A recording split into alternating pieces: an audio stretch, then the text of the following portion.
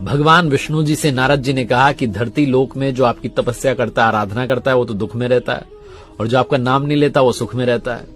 भगवान ने कहा भ्रमण करके आते हैं, घूम कर आते हैं। दोनों साधु वेश में नीचे आए, एक व्यापारी के घर गए साधु वेश में भिक्षा मांगने के लिए, उसने भगा दिया वहां से।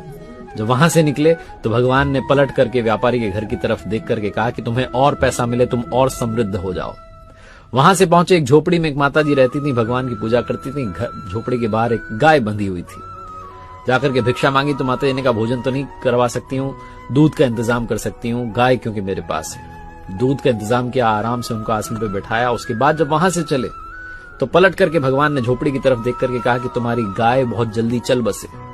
नारद जी से रहा नहीं गया, आप ये उल्टी बातें क्यों कर रहे हो? जो गाली दे रहा है उसको कह रहे हो और फलो फूलो, और माता जी जो आदर सत्कार कर रही है उनको कह रहे हो कि तुम्हारी गाय चली जाए।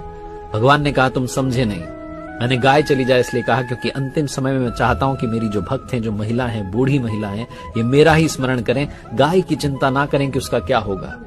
और व्यापारी को कहा और पैसे कमाओ, इतने पैसे कमाओ कि अंत समय में पैसा सोचो और तिजोरी के नीचे सांप बन करके जन्म लो।